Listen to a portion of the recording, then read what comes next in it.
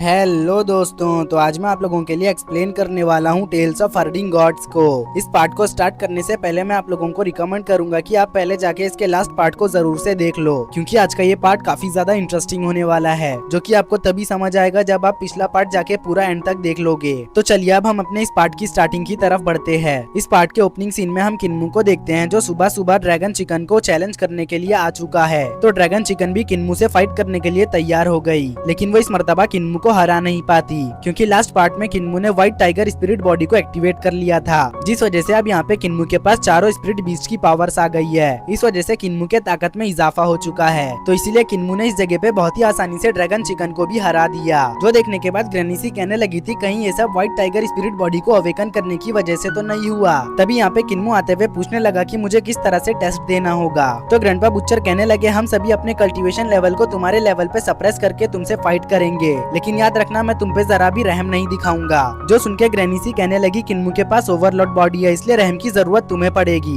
Granny सी को गर्म होता हुआ देख ग्रैंडपाजू कहने लगते हैं कि आखिर आप इतनी गुस्सा क्यों हो रही हो, आप ही तो चाहती थी कि किन्मू आपको छोड़ के कहीं ना जाए, तो ये तो अच्छा ही होगा ना कि ग्रैंडपा बुच्चर किन्मू को हरा दे। उतने में ही ग्रैंडपा भी कहने लगे कि किन्मू को आज नहीं तो कल हमें छोड़ के जाना ही होगा, क्योंकि जब परिंदों के बच्चे बड़े हो जाते हैं तो उन्हें भी घोंसला छोड़ना होता है उड़ने के लिए। तभी किन्मू ग्रैंडपा से पूछने लगता है कि कौन पहले किन्मू का टेस्ट लेगा। तो ग्रैंडपाजू आगे आते हुए कहते हैं कि पहले तुम्हारा टेस्ट मैं लूंगा, तुम्हें बस मेरे टेस्ट को पास करने के लिए बादलों तक मुझसे पहले पहुंचना होगा। अगर तुम ऐसा करने में कामयाब हो गए तो मैं तुम्हें टेस्ट में पास कर दूंगा। जो सुनकर किन्मू इसके लिए तैयार हो जाता है, लेकिन ये लोग यहाँ पे रेस शुरू नहीं कर रहे थे, क्योंकि किन्मू कह रहा था कि ग्रैंडपाजू बड़े होने के कारण इसलिए पहले आप जाइए। वहीं ग्रैंडपाजू भी कुछ इसी तरह से कह रहे थे। वो कह रहे थे कि किन्मू तुम छोटे हो इसलिए तुम्हें पहले मौका मिलेगा जाने का। अब इस तरह से इन दोनों को नाटक करता हुआ देख ग्रैंडपा बुच्चर को गुस्सा आ जाता है, इसलिए उन्होंने यहाँ पे इन दोनों पे अटैक कर दिया, जिस वजह से अब ये दोनों भी एक साथ अटैक से बचने के लिए आसमान में दौड़ पड़े। यहाँ भागते हुए किन्मू ग्रैंडपा जू को पीछे कर देता है, तो ग्रैंडपा जू शैडो स्वैप का यूज करते हुए किन्मू को पीछे घसीट चुके, जिस वजह से किन्मू पीछे हो गया और यहाँ पे ग्रैंडपा जू आगे हो गए। अब यहाँ ग्रैंडपा जू को चीटिंग करता हुआ देख किन्मू भी उनकी ही टेक्निक शैडो स्वैप से ग्रैंडपा जू के पैरों से हवा को अपने पास खींच लेता है। तो इसी वजह से किन्मू आगे बढ़ गया और ग्रैंडपा जू अनबैलेंस होकर नीचे गिरने लगे, लेकिन जैसे तैसे खुद को संभालते हुए ग्रैंडपा जू दोबारा से कमबैक मार लेते हैं। साथ ही साथ वो यहाँ पे आसमान में ही किन्मू से झगड़ने लगे, तो इसी वजह से किन्मू और ग्रैंडपा जू दोनों भी सीधा जमीन पे आ गिरते हैं।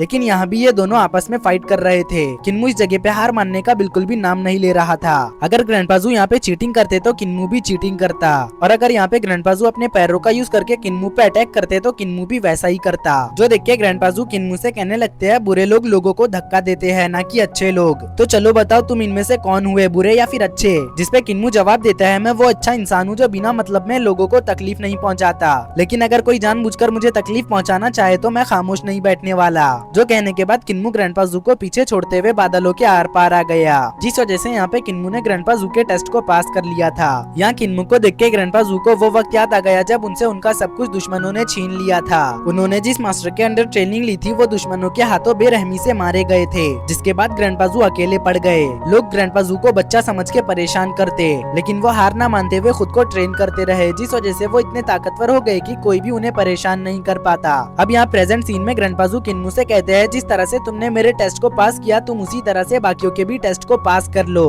ग्रैंडपा जू के टेस्ट को क्लियर कर लेने के बाद किन्मू को ग्रैंडपा मार्स से एक पिल रिफाइन करने का टेस्ट मिलता है, जिसके लिए पहले तो किन्मू कुछ हब्स को इकट्ठा करता है। जिन हब्स को इकट्ठा कर लेने के बाद किन्मू ने उन्हें रिफाइन करके एक पिल बना दिया। जो पिल तो वैसे बराबर काम कर रही थी, मगर पिल की वजह से किन्मू के बाल आड़े टेढ़े हो गए, बट फिर भी सही पिल बना लेने की वजह से ग्रैंडपा मार्क्स ने किन्मू को टेस्ट में पास कर दिया। और अब यहाँ पे ग्रैंडपा भी पोइट्री में किन्मू का टेस्ट लेना चाहते थे, मगर ग्रैंडपास की वजह से वो ऐसा नहीं कर पाए, इसलिए उन्हें अब मजबूरन किन्मू से स्पीयर फाइट करना पड़ा, जिसमें किन्मू दो टाइप्स के एट्रीब्यूट स्पीयर का यूज करते हुए ग्रैंडपा बी से फाइट कर रहा है, जबकि ग्रैंडपा भी एक एट्रीब्यूट स्पीयर का यूज कर रहे थे। किन्मू यहाँ पे एडवांटेज में होने की वजह से जीत जाता है। अब किन्मू का test grandpa move weapon refining में लेने वाले थे, जहाँ पे किन्मू को ली रिवर सेट के शॉर्ट प्लेट्स को रिफाइन करना था, तो इसलिए किन्मू सबसे पहले तो एक फर्नेस को तैयार करता है जो किन्मू की चारों वाइटल एनर्जी को फायर पावर में कन्वर्ट कर देगी। इस फर्नेस की वजह से किन्मू बहुत ही आसानी से शॉर्ट प्लेट को रिफाइन कर लेता है। इतना ही नहीं, किन्मू यहाँ पे शॉर्ट प्लेट के रिफाइन किए हुए मेटल से एक नाइफ भी बना चुका,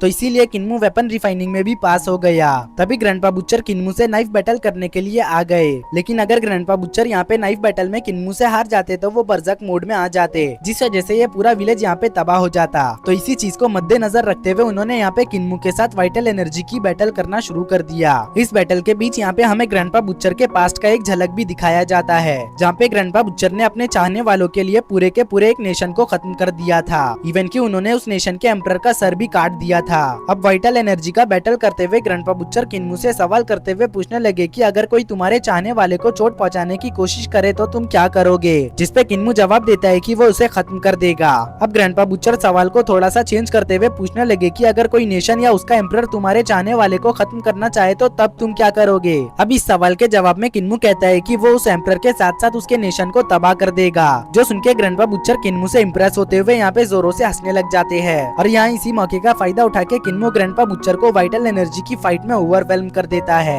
जिस वजह से ग्रैंडपा बुच्चर को यहाँ पे किन्मू को टेस्ट में पास करना पड़ गया। लेकिन वो कहते हैं भले ही तुम वाइटल एनर्जी के मामले में मुझे हरा दो, मगर नाइफ बैटल में तुम अभी भी मुझे नहीं हरा सकते। जो सुन के किन्मू यहाँ पे नाइफ बैटल करने के लिए भी तैयार हो चुका, बस ये साबित करने के लिए कि वो ग्रैंडपा बुच्चर को नाइफ बैटल में भी हरा सकता है। लेकिन वो तो अच्छा था कि तभी ग्रैंडपा डीफ किन्मू का टेस्ट लेने आ जाते हैं। अगर ग्रैंडपा डीफ बीच में न आते तो हो सकता था कि किन्मू और ग्रैंडपा बुच्चर की वजह से डिसेबल विलेज तबाह हो जाता। अब यहाँ ग्रैंडपा डीफ किन्मू को एक ड्रैगन पेंटिंग की आंख ड्रॉ करने को बोलते हैं, जो अगर किन्मू कर लेता तो पेंटिंग वाला ड्रैगन जिंदा हो जाता। बट कोई नॉर्मल पेंटर ड्रैगन को जिंदा नहीं कर सकता। अगर ड्रैगन को जिंदा करना है तो पेंटर के पास मिस्टिकल पावर की नॉलेज होनी चाहिए। अब किन्मू यहाँ पे ग्रैंडपा डीफ के सिखाए हुए तरीके से ड्रैगन की आंखों को ड्रॉ कर चुका, जिस वजह से ड्रैगन जिंदा हो जाता है। और अब किन्मू ने ग्रैंडपा डीफ के भी टेस्ट को पास कर लिया। तो ग्रैंडपा माँ किन्मू को अपनी पूरी ताकत और स्किल्स का यूज करके उन पे हमला करने को कहते हैं, लेकिन किन्मू मना करते हुए कहता है कि ग्रैंडपा माँ से फाइट करने के लिए वो सिर्फ उनकी सिखाई हुई टेक्निक्स का ही यूज करेगा।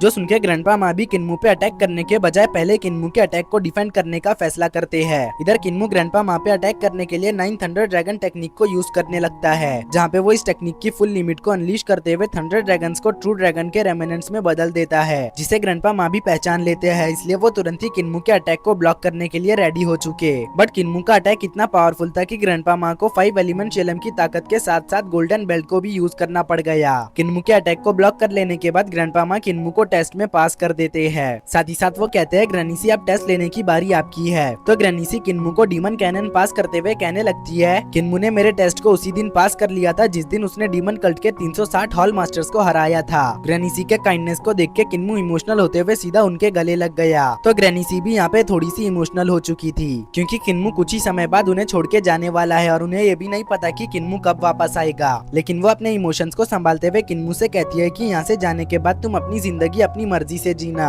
जिनके ये कहते ही आखिर में किन्मू का टेस्ट ग्रैंडपा विलेज चीफ लेने वाले थे, तो इसलिए यहाँ पे किन्मू विलेज चीफ के टेस्ट के लिए तैयार हो चुका। तभी विलेज चीफ किन्मू से कहने लगते हैं कि तलवार के 4 साइड्स होते हैं। पहला साइड तो वो जो तुम्हारी तरफ होता है और दूसरा साइड वो जो तुम्हारे दुश्मन के साइड में होता है। हमें हमारी साइड में अच्छाई दिखाई देती है और दुश्मन के साइड बुराई। इसलिए आज मैं तुम्हें मेरी शॉर्ट टेक्निक जिसे शॉर्ट डायग्राम कहते हैं उसे सिखाने वाला हूँ। अगर तुमने शॉर्ट डायग्राम के first move short across the river को मास्टर कर लिया तो तुम मेरे टेस्ट को पास कर लोगे। जो सुनके सभी ग्रैंड पास काफी ज्यादा हैरान हो चुके, क्योंकि विलेज चीफ की शॉर्ट टेक्निक सिर्फ एक टेक्निक ही नहीं, रिस्पॉन्सिबिलिटी और ड्यूटी का प्रतीक है, जिसे खुद विलेज चीफ भी कंप्लीट नहीं कर पाए। जिसपे विलेज चीफ कहते हैं अगर मैं इसे कंप्लीट नहीं कर पाया तो इसका ये बिल्कुल भी मतलब नहीं कि किन्मू भी इसे कंप्लीट नहीं कर पाएगा। वैसे भी आज नहीं तो कल मुझे मेरी ये ड्यूटी और रिस्पॉन्सिबिलिटी किसी और को सौंपना ही होता, क्योंकि जब डीमन कल्ट के एंसेस्टर के पास बस 7 साल का वक्त बचा है तो मेरे पास तो उससे भी कम वक्त बचा होगा, क्योंकि मैं डीमन कल्ट के एंसेस्टर से भी ज्यादा बड़ा हूँ। इसलिए मेरा कोई भी भरोसा नहीं कि मैं इस दुनिया को कब छोड़ के चला जाऊँ। जो कहने के बाद विलेज चीफ किन्मू को शॉर्ट डायग्राम परफॉर्म करते हुए इसके बारे में बताने लगे। वो बताते हैं कि शॉर्ट डायग्राम को अगर एक मर्तबा तुमने मास्टर कर लिया तो फिर तुम्हारे पास मिलियंस ऑफ आर्मी की ताकत आ जाएगी, जिससे तुम head on head true God से भी फाइट कर सकते हो। इवन कि तुम किसी भी डेटी को अपने सामने झुकने और बो डाउन करने पे मजबूर कर सकते हो। तुम्हारे पास गॉड्स को स्ले करने और कमांड करने की ताकत आ जाएगी। विलेज चीफ की ये टेक्निक वाकई में काफी ज्यादा कमाल की थी,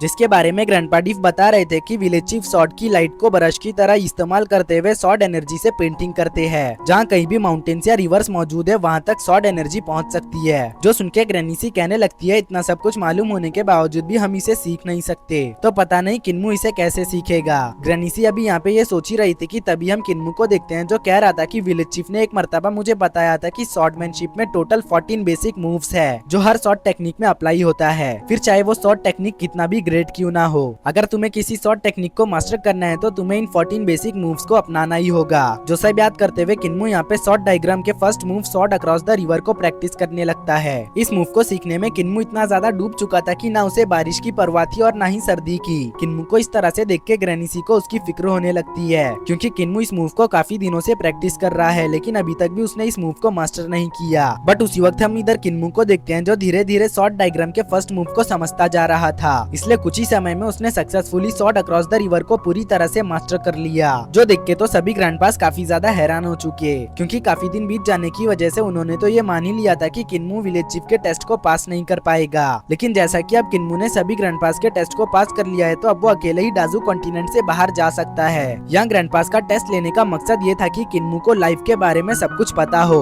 जैसे कि ग्रैंडपा बुच्चर से किन्मू ने यहाँ पे हिम्मत और बेखौफ होना सीखा, वहीं ग्रैनीसी से किन्मू ने विजडम और रहमदिली सीखी। इसी तरह से किन्मू ने अपने सभी ग्रैंडपास से कुछ न कुछ लाइफ में काम आने वाली चीजें सीखी। इन सब चीजों के बाद किन्मू डाजू कॉन्टिनेंट की बाहर की दुनिया को एक्सप्लोर करने के लिए तैयार हो चुका, इसलिए वो कुछ जरूरी सामान लेके विलेज से जाने लगता है। मगर जाने से पहले उसने अपने सभी ग्रैंडपास को एक प्यारा सा गुड बाय किया। इस जगह पे किन्मू ग्रैनीसी के सामने घुटनों के बल बैठते हुए 3 बार बो डाउन करता है, क्योंकि ग्रैनीसी ने किन्मू का बचपन से लेके अब तक बहुत ज्यादा ख्याल रखा है। अगर उस दिन रात को ग्रैनीसी किन्मू को विलेज न लाती तो हो सकता था कि अब तक किन्मू किसी डीमन या मॉन्स्टर के हाथों मारा जा चुका होता। यहाँ किन्मू के लॉयलिटी को देखने के बाद ग्रैनीसी काफी ज्यादा इमोशनल हो चुकी थी। बट अब जाते वक्त ग्रैंडपास ने किन्मू से कहा कि अगर कोई तुम्हें परेशान करे तो तुम उसे अपने ब्लेड से कट कर देना, साथ ही साथ बाहर के लोगों से संभल के रहना, क्योंकि वहाँ के लोग बहुत ज्यादा खतरनाक होते हैं। वो लोग तुम्हारी तरह साफ दिल के बिल्कुल भी नहीं। अगर तुम्हें लगे कि तुम अपने दुश्मन को हरा नहीं पा रहे हो तो सीधा सीधा उसे पॉइजन दे देना, और हाँ, अपने लिए एक अच्छी सी लड़की भी तलाश कर लेना।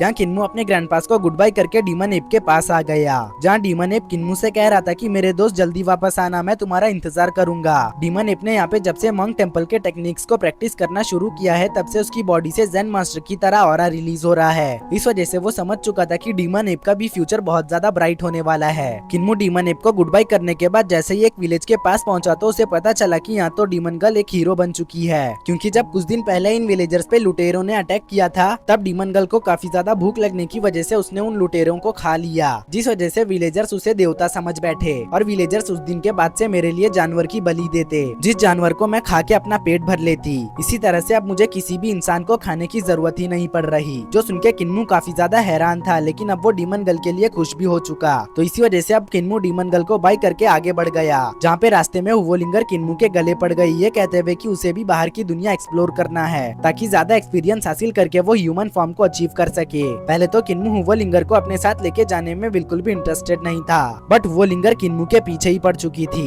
इसलिए उसने अपने साथ हुवोलिंगर को भी ले लिया। तभी हमारा सीन शिफ्ट होके यहाँ डीमन एप पे आया, जिसके सामने मॉन्क टेम्पल का हेड था, जो डीमन एप से कह रहा था कि तुम्हारे पास जो मैजिकल स्टाफ है वो मेरा है, साथ ही साथ तुम जिस टेक्निक को प्रैक्टिस कर रहे हो वो भी मेरे मॉन्क टेम्पल का ही है। ऐसा लगता है जैसे हमारा मिलना किस्मत में पहले से ही तय था। खैर, अच्छा हुआ कि तुम मुझे मिल गए। वैसे भी फ्लेम नेशन और बाकी के फैक्शंस अपनी चाल चलना शुरू कर चुके हैं, इसलिए मॉन्क टेम्पल को भी कुछ न कुछ करना ही होगा। इधर मॉन्क टेम्पल के हेड की प्रेजेंस ग्रैंडपा माँ और बाकी के ग्रैंडपास भी महसूस कर लेते हैं, इसलिए ग्रैंडपाजू कहने लगे सभी पावरफुल फैक्शंस के पावरफुल मास्टर्स ने खुद को जाहिर कर लिया है। कहीं ऐसा तो नहीं कि बाहर बहुत ही जल्द कुछ बड़ा होने वाला है। जो सुनकर यहाँ पे ग्रैनीसी को किन्मू की फिक्र होने लगती है, क्योंकि बाहर का माहौल अभी बिल्कुल भी सेफ नहीं। ऐसे वक्त में किन्मू को बाहर कई सारी मुसीबतों का सामना करना पड़ सकता है। ग्रैनीसी के इसी फिक्र के साथ हमारा ये सीन यहीं पे कट हो गया और दूसरे सीन में हमें किन्मू को दिखाया गया जो कि ड्रैगन सिटी डीमन कल्ट के लोगों के पास पहुंच गया था, जहाँ पे डीमन कल्ट के हॉल मास्टर्स ने किन्मू के लिए एक स्पेशल आउटफिट तैयार किया है, जिसको पहनने के बाद किन्मू और भी ज्यादा हैंडसम और स्टनिंग लग रहा है। दरअसल किन्मू ने जो आउटफिट पहना है वो बहुत सारे चीजों से इम्यून है, जैसे कि इस आउटफिट को आग से जलाया नहीं जा सकता और न ही इसके ऊपर कोई एसिड या पॉइजन का असर होगा।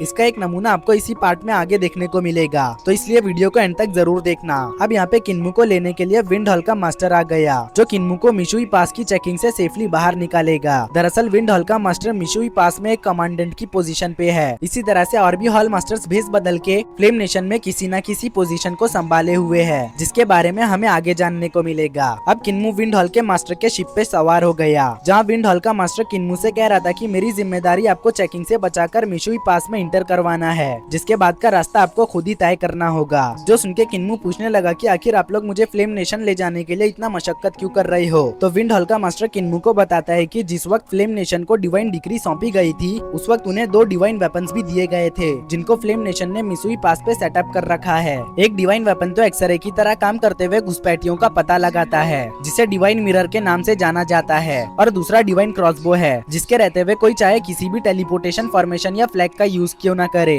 वो तुरंत ही उसे डिटेक्ट करते हुए खत्म कर देता है। जो सुनके तो हुवोलिंगर काफी ज्यादा घबरा चुकी थी, मगर अभी यहाँ पे ये सब चल ही रहा था कि तभी शिप के चारों तरफ कोहरा छाने लगा और शिप भी अचानक से बंद पड़ चुकी, जो देख के तो किसी को कुछ भी समझ नहीं आ रहा था। उतने में ही किन्मू को वही गाना सुनाई दिया जो गाना किन्मू को अंडर जेलम में सुनाई दे रहा था। इसी वजह से किन्मू समझ चुका कि ये वही औरत है। अब किन्मू फौरन ही इस औरत के पास आ गया जो पानी के नीचे थी। तो किन्मू इस औरत से कहने लगा कि मुझे नहीं पता कि तुम कौन हो, लेकिन तुम जरा भी फिक्र मत करो, मैं अब बड़ा हो चुका हूँ जो बहुत ज्यादा ताकतवर होने की जर्नी पे जा रहा है। जैसे ही मैं इनफ पावर को गैदर कर लूंगा तो मैं दोबारा से केयर फ्री लैंड को तलाश करूंगा, और हाँ बेफिक्र रहना, मैं तुम्हें नहीं भूलने वाला। इसी बात के साथ ये औरत यहाँ से चली गई। साथ ही साथ अब किन्मू भी शिप पे दोबारा से वापस आ गया। जहाँ आने के बाद किन्मू को पता चला कि कुछ ही देर में वो लोग डिवाइन मिरर के स्कैनिंग एरिया में इंटर होने वाले हैं, जिस वजह से अब उन्हें अंडर वाटर ट्रेवल करना होगा क्योंकि पानी के अंदर एक ऐसा रास्ता मौजूद है जहाँ से वो लोग बिना चेकिंग के मिशुई पास में इंटर कर सकते हैं। अंडर वाटर जाने से पहले किन्मू ने डिवाइन टेक्निक का यूज करते हुए डिवाइन मिरर को देखने की कोशिश की थी, तो उसे जानने को मिला था कि डिवाइन मिरर में तो एक रियल गॉड की आंख है जो सभी जगह की चेकिंग कर रही है। अब यहाँ अंडर वाटर आने के बाद किन्मू को विंड हॉल के मास्टर से एक बहुत ही इंटरेस्टिंग बात पता चली, और वो ये थी कि मिशुई पास को फ्लेम नेशन के लिए क्राफ्ट हॉल के मास्टर ने डिजाइन किया है, क्योंकि वो भी फ्लेम नेशन में विंड हॉल के मास्टर की तरह क्राफ्टमैनशिप का एक ऑफिशियल है। क्राफ्ट हॉल के मास्टर ने जब ये पास डिजाइन किया था तब उसने यहाँ पे एक अंडर वाटर सीक्रेट टनल भी बनाया था जिसे डीमन कल्ट के लोग चेकिंग से बचने के लिए यूज करते हैं। जो जानने के बाद किन्मू समझ चुका था कि डीमन कल्ट बाहर से जैसा दिखता है वैसा अंदर से बिल्कुल भी नहीं है। भले ही डीमन कल्ट फिलहाल के लिए दुनिया के मामलों में इंटरफेयर नहीं करता, मगर इसका मतलब ये नहीं कि डीमन कल्ट कमजोर हो चुका है। डीमन कल्ट की जड़ें अभी भी मजबूती के साथ दुनिया में फैली हुई है। तभी विंड हॉल का मास्टर कहने लगता है कि ऐसे ही थोड़ी ना इंपीरियल एडवाइजर डीमन कल्ट के पीछे पड़ा हुआ है। डीमन कल्ट को टेक ओवर कर लेने के बाद न सिर्फ उसके पास लॉयल फाइटर्स होंगे बल्कि उसे हमारे माहिर हॉल मास्टर्स भी मिलेंगे जो फ्लेम नेशन की ताकत और स्ट्रक्चर को बदल के रख सकते हैं। इसी तरह से कई सारी चीजें बताते हुए विंड हॉल का मास्टर चेकिंग को बाईपास करते हुए मिशुई पास के दूसरी तरफ आ पहुंचा, जहाँ पे भी काफी सारे सोल्जर्स पेट्रोलिंग कर रहे थे, जो देख के किन्मू को कुछ भी समझ नहीं आता, क्योंकि जब बाहर की तरफ Z+ चेकिंग सिस्टम है तो फिर यहाँ पे इतने सारे सोल्जर्स को तैनात करने का क्या मतलब। तो विंड हॉल का मास्टर किन्मू को बताता है कि जब फ्लेम नेशन की आर्मी डाजू कॉन्टिनेंट से वापस हार के जा रही थी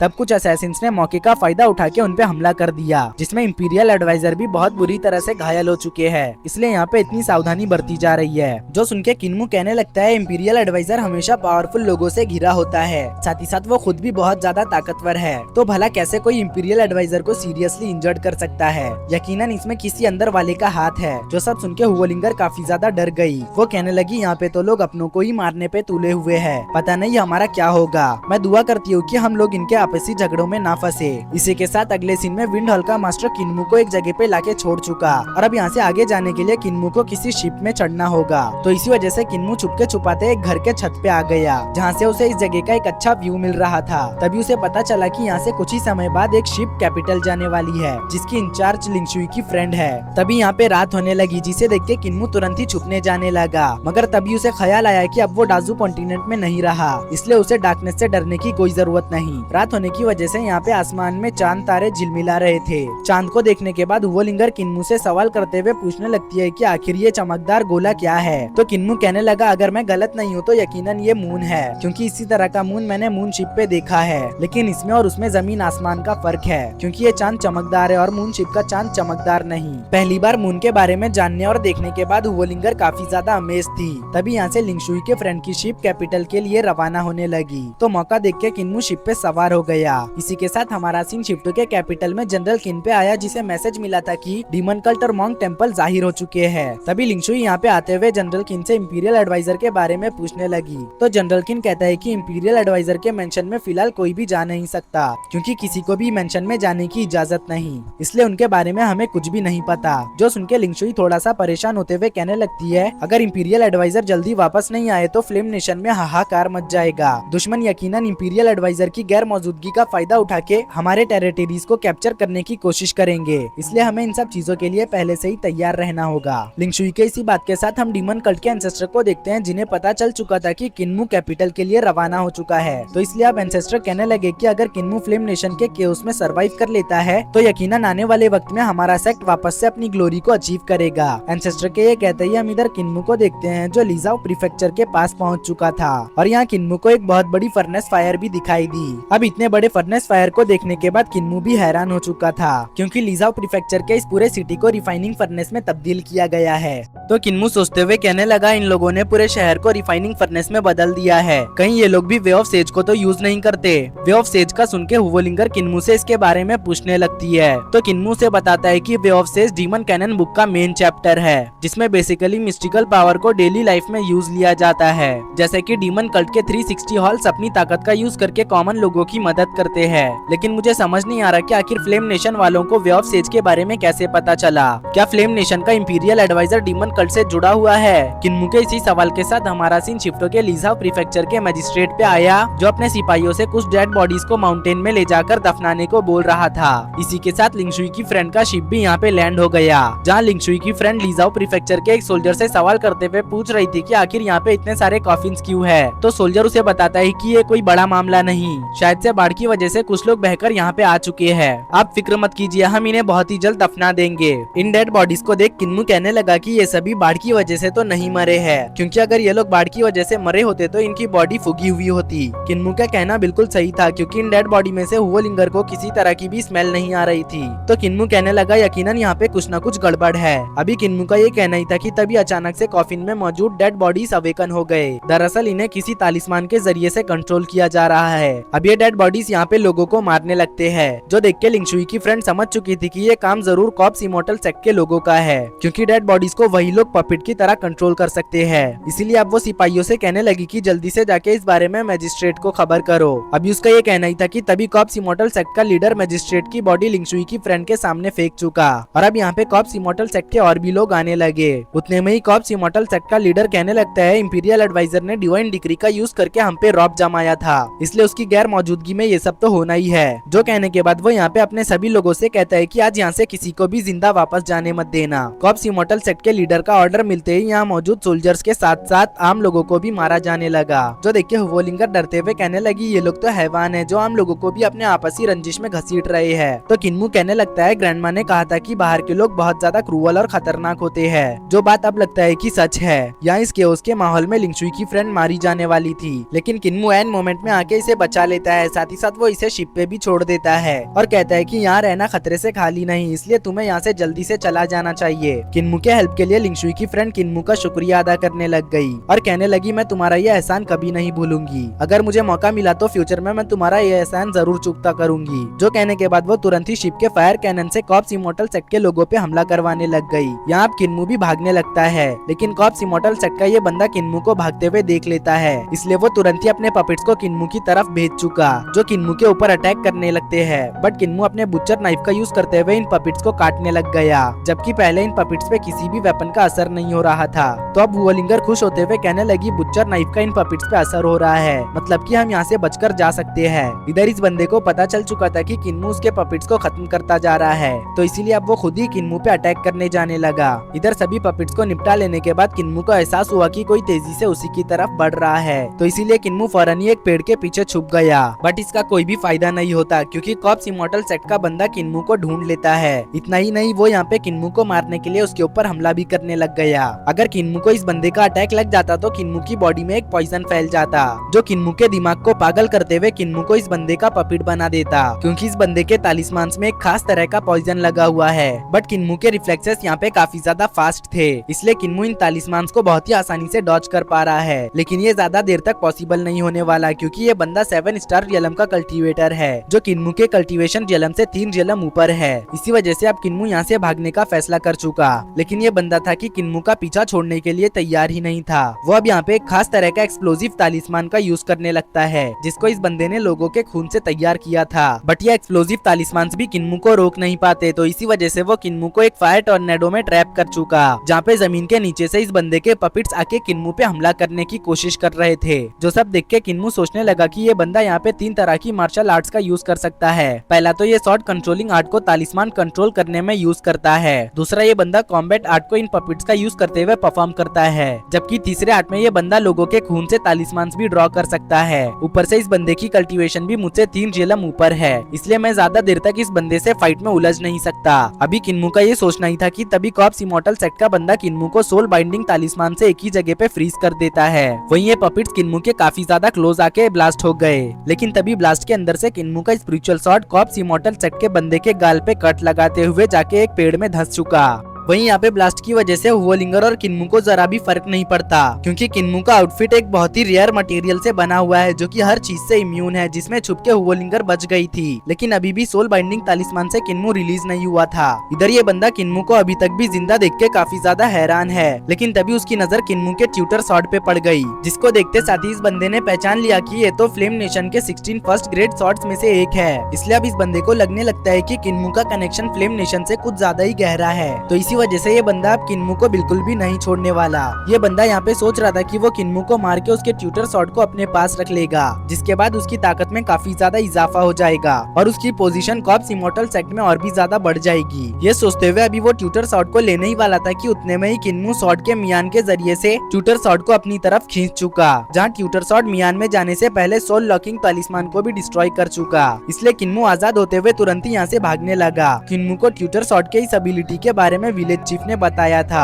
यहाँ रास्ते में चलते हुए किन्मू ट्यूटर शॉट से कुछ पेड़ भी काटते हुए जा रहा था, ताकि पेड़ की वजह से रास्ता ब्लॉक हो जाए और कॉप्स इमॉर्टल सेट का बंदा जल्दी से किन्मू के पास पहुँच न सके। यहाँ रास्ते में चलते हुए किन्मू को कॉप्स इमॉर्टल सेट के कुछ डिसाइपल्स दिखे जो यहाँ पे भागे हुए लोगों को ढूंढ रहे थे, लेकिन बदकिस्मती से इन डिसाइपल्स में कॉप्स इमॉर्टल सेट का फ्यूचर लीडर भी था, जिसकी मुलाकात किन्मू से हो गई तो किन्मू बिना वक्त गवाए उसके सर को धड़ से अलग कर देता है। जिसके कुछ ही देर बाद इस जगह पे ये बंदा आ पहुंचा तो उसे यहाँ पे दिखाई दिया कि उसके सेट के डिसाइपल्स तो मारे जा चुके हैं, जिनको देखकर ये बंदा यहाँ पे काफी ज्यादा शॉक है। तभी उसे अपने सामने यंग सेक्ट लीडर भी दिखाई देता है, जिसे पास से जाके देखने पे पता चला कि ये तो यहाँ पे मारा जा चुका है, लेकिन उसे समझ नहीं आ रहा था कि आखिर यंग सेक्ट लीडर ऐसे क्यों खड़ा है। तभी उसे यंग सेक्ट लीडर के हाथ में खून से सना हुआ तालिस्मान दिखा, इसलिए अब उसे यहाँ पे कुछ कुछ समझ आने लगता है। वो कहने लगा कि ऐसा तभी पॉसिबल हो सकता है जब यहाँ पे सोल लॉकिंग टेक्निक का यूज किया जाए। मुझे लगता है कि वो लड़का डीमन कल्ट से बिलोंग करता है, क्योंकि डीमन कल्ट के लोगों को ही सोल लॉकिंग टेक्निक आती है। शायद उसने पहले यंग लीडर को खत्म करके उसे अपने कंट्रोल में ले लिया होगा,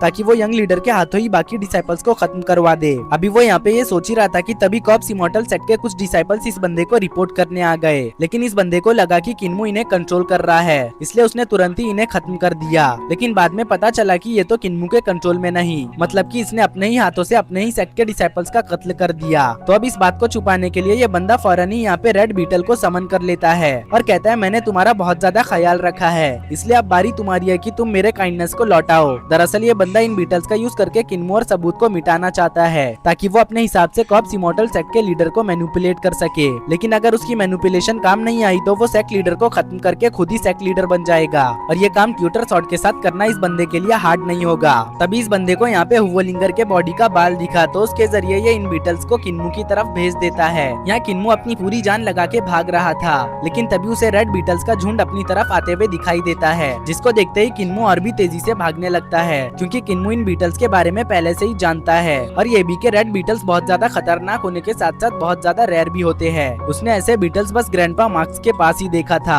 ये बीटल्स अगर एक मर्तबा किसी को बाइट कर ले तो ये तब तक नहीं रुकेंगे जब तक ये उस बंदे के बॉडी के फ्लैश के साथ साथ हड्डियां भी खत्म न कर ले। अभी किन्मू इसी तरह से भागी रहा था कि तभी उसे अपने सामने फ्लेम नेशन की आर्मी का एक ट्रूप आते हुए दिखता है। दरअसल ये ट्रूप लीजाओ प्रीफेक्चर को बचाने के लिए आया है। अब इन बीटल्स को देखते ही कैरेज में बैठा हुआ पर्सन अपने शॉर्ट टेक्निक का यूज करते हुए यहाँ पे एक आर्टिफिशियल सन को बना लेता है, जिसके कांटेक्ट में आते ही ये बीटल्स मारे जाने लगते हैं और कुछ ही देर में इन बीटल्स का खेल खत्म हो जाता है, जो देख के किन्मू समझ चुका था कि कैरेज में बैठा हुआ बंदा कोई मामूली बंदा नहीं। यहाँ बीटल्स के मरने का एहसास कॉप्स इमॉर्टल सेट के बंदे को भी हो चुका था। तभी उसके पीछे से ग्रैंडपा माँ की एंट्री हुई, जिनके चारों तरफ बहुत ही खतरनाक थंडर ऑरा सर्कुलेट कर रहा था, जिसके कांटेक्ट में आते ही रेड बीटल्स मारे जाने लग गए। अब अचानक से ग्रैंडपा माँ को यहाँ पे देख के ये बंदा काफी ज्यादा हैरान हो जाता है। वो मनी मन सोचते हुए कहने लगा कि आखिर ये बंदा है कौन और ये यहाँ पे कब आया, मुझे तो एहसास ही नहीं हुआ कि ये बंदा यहाँ पे आ चुका है। इसी के साथ हम इधर पे कैरेज में बैठे हुए पर्सन को देखते हैं जो किन्मू के पास आ चुका, और हमें जानने को मिला कि ये पर्सन तो एक लड़की है, जिसे देखते ही किन्मू उसका शुक्रिया अदा करने लगता है उसकी जान बचाने के लिए। तो ये बंदी किन्मू से सवाल करते हुए पूछने लगी कि तुम कहाँ से आए हो। तो किन्मू कहता है कि वो डीजियांग कंट्री का रहने वाला है और वो कॉप्स इमॉर्टल सेट के लोगों से बड़ी ही मुश्किल में अपनी जान बचाकर भाग पाया है।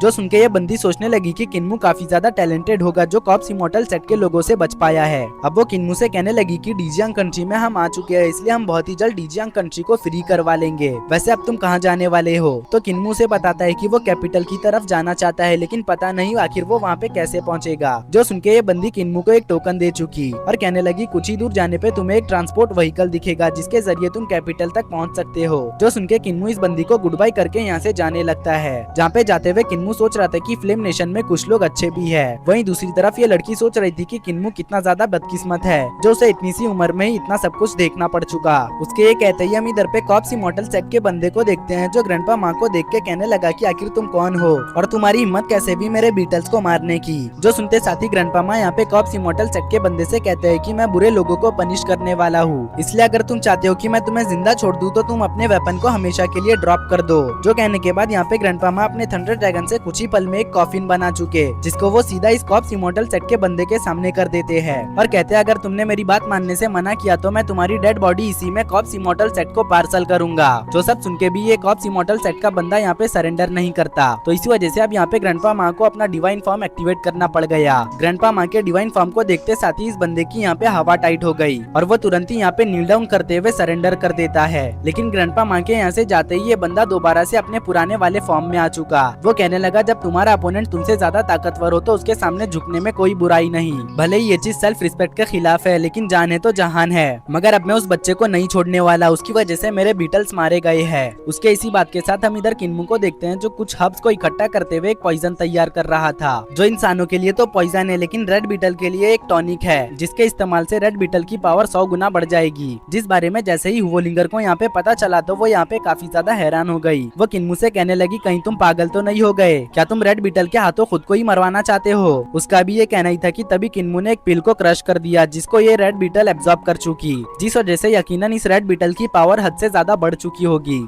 इधर कॉप्स इमॉर्टल सेट के बंदे के पास ये रेड बीटल अब वापस आ गया, इसलिए वो कहने लगा चलो अच्छा है कि अभी भी मैं उस लड़के को ट्रैक कर सकता हूँ, जिसके बाद वो ट्यूटर शॉट हासिल करके मैं बहुत ज्यादा ताकतवर हो जाऊंगा। जो अभी इस बंदे का कहना ही था कि तभी रेड बीटल उसकी पूरी बॉडी को खाने लगी, जिस वजह से ये बंदा समझ चुका था कि किन्मू ने उसके ही बीटल के हाथों से पॉइजन दे दिया। जो कहने के बाद ये बंदा यहाँ पे पूरी तरह से खत्म होते हुए ग्रैंडपा मार्क्स के कॉफिन में गिर जाता है और कुछ देर बाद किन्मू यहाँ पे आके इस कॉफिन को जला देता है। हालांकि किन्मू को ये कॉफिन जाना पहचाना लगा, लेकिन उसे याद नहीं आ रहा था कि आखिर उसने ये कॉफिन कहाँ देखा है। खैर अब वो यहाँ से जाते हुए कहता है कि ग्रैंडपा मार्क्स ने कहा था कि अगर तुम अपने दुश्मन को हरा ना पाओ तो उसे पॉइजन दे देना। ग्रैंडपा मार्क्स की ये सलाह आज यहाँ पे किन्मू के काम आ गई। कॉप्स इमॉर्टल सेट के बंदे का काम तमाम करने के बाद किन्मू फौरन ही कैपिटल जाने वाले कैरेज में सवार हो गया, जहाँ जितने भी लोग थे वो सभी इंपीरियल एकेडमी में एडमिशन के टेस्ट के लिए प्रिपेयर कर रहे थे और इन सभी को फ्लेम नेशन के लोग स्कॉलर्स बुलाते हैं। इन लोगों में कुछ सीनियर स्कॉलर्स भी है जो किन्मू का नाम सुनते ही कहने लगे कहीं ये कैपिटल के किन फैमिली से तो नहीं बिलोंग करता,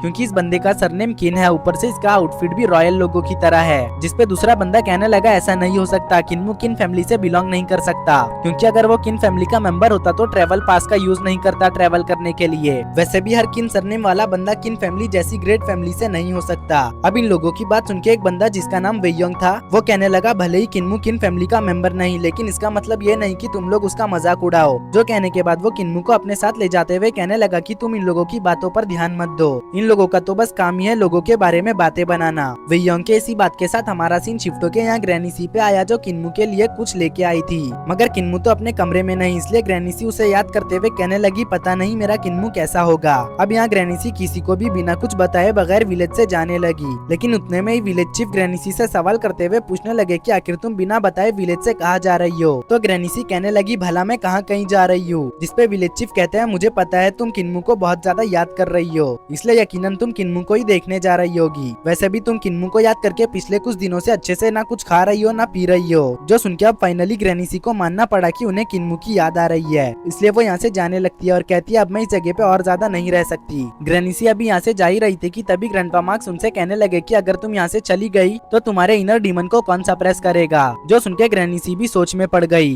लेकिन अब वो कहने लगी पिछले 40 सालों से मैं इस विलेज में हूँ, लेकिन अभी तक भी मेरा इनर डीमन खत्म खत्म नहीं हुआ। जब इनर डीमन खत्म ही नहीं होने वाला तो फिर यहाँ रुक के मेरा कोई भी फायदा नहीं। जो कहने के बाद ग्रैनीसी यहाँ से जाने लगती है तो विलेज चीफ कहने लगते हैं शायद से ग्रैनीसी सचमुच में किन्मू को बहुत ज्यादा मिस कर रही है। अब यहाँ ग्रैनीसी डाजू रिवर के गार्डियन बीच पे सवार होके जाने लगी, जहाँ उन्हें ग्रैंडपा बीबी यहाँ पे दिखाई देते हैं। तो ग्रैनीसी उनसे सवाल करते हुए पूछने लगी कि कहीं तुम भी किन्मू को देखने तो नहीं जा रहे, जिसपे ग्रैंडपा भी जवाब देते हैं आखिर आपसे किसने कहा कि मैं किन्मू को देखने जा रहा हूँ, मैं तो किसी डॉक्टर के पास अपनी आंखों का चेकअप करवाने जा रहा हूँ। वैसे भी अब आपको किन्मू का सोचकर टेंशन लेने की जरूरत नहीं, क्योंकि किन्मू बड़ा हो चुका है जो खुद का ख्याल रख सकता है। ग्रैंडपा बी का भी ये कहना ही था कि तभी ग्रैंडपा जू बड़ी ही तेजी से इनके पास से गुजर गए, लेकिन ग्रैंडपा बी ने ग्रैंडपा जू को देख लिया। इस वजह से उनसे सवाल करते हुए पूछने लगे कि आखिर अब तुम कहाँ जा रहे हो। ग्रैंडपा जू जैसे ही ग्रैंडपा बी की बात सुनते हैं तो वो तुरंत ही उनके पास आ गए और कहने लगे मैं तो ग्रैंडपा माँ को देखने जा रहा हूँ, क्योंकि इतने सालों के दोस्ती के बावजूद भी जाने से पहले उसने एक मर्तबा भी मुझे नहीं बताया। अभी ग्रैंडपा जू का ये कहना ही था कि तभी उन्हें ग्रैंडपा बुच्चर भी कहीं तेजी में जाते हुए दिखाई दिए, जिनको देखते ही वो उन्हें आवाज देते हुए अपने पास बुला लेते हैं। और जब उनसे सवाल किया गया कि आखिर आप कहाँ जा रहे हो तो वो बताते हैं कि वो तो अपने हाफ बॉडी पार्ट को ढूंढने जा रहे हैं। जिनकी बात सुनते ही ग्रैंडपा जू भी कहने लगी कि मैं भी अपनी टांग का हालचाल देखने जा रहा हूँ, कहीं ये ना हो कि इंपीरियल एडवाइजर मेरे पैर को हैमर बना दे। जो सुनकर ग्रैनीसी भी कहने लगी कि वो डीमन कल्ट की फॉर्मर सेंट है, इसलिए उन्हें देखने जाना है कि आखिर न्यू सेंट कौन बना है। जो सुनकर ग्रैंडपा बुच्चर हंसने लग गए और अब सभी ग्रैंडपास एक साथ कहते हैं मतलब हम सभी अपने अपने इंपॉर्टेंट काम निपटाने जा रहे हैं। उनके इसी बात के साथ हमारा सीन शिफ्ट होकर यहाँ ग्रैंडपा मार्क्स पे आया, जो कह रहे थे कि सभी लोग विलेज छोड़ के चले गए हैं, इवन की ग्रैंडपा म्यूट भी सुबह से दिखाई नहीं दे रहे, मतलब कि अब इस विलेज में बस हम दोनों ही बचे हैं। जिसपे विलेज चीफ कहने लगते हैं तुम गलत कह रहे हो, ग्रैंडपा डीफ भी है ना हमारे साथ। अभी उनका ये कहना ही था कि तभी हम ग्रैंडपा डीफ को देखते हैं जो कि यहाँ से जा रहे थे। ग्रैंडपा डीफ को देखते ही ग्रैंडपा मार्क्स उन्हें आवाज देने लगते हैं, लेकिन ग्रैंडपा डीफ उन्हें इग्नोर मारते हुए यहाँ से बस चलते जा रहे थे। जिसपे ग्रैंडपा मार्क्स कहने लगे ये बुड्ढा दोबारा से यहाँ पे कुछ ना सुनने का नाटक कर रहा है। तो विलेज चीफ ग्रैंडपा मार्क्स से सवाल करते हुए पूछने लगे क्या तुम उनके साथ नहीं जाने वाले। तो ग्रैंडपा मार्क्स कहते हैं अगर मैं बाहर गया तो परेशानी और भी ज्यादा बढ़ जाएगी, क्योंकि यहाँ सबसे ज्यादा दुश्मन मेरे ही है। जो सुनकर विलेज चीफ कहने लगते हैं अगर दुश्मनों की बात ना होती तो सबसे पहले तुम ही यहाँ से जाते। विलेज चीफ की बात सुनकर ग्रैंडपा मार्क्स हंसने लग चुके।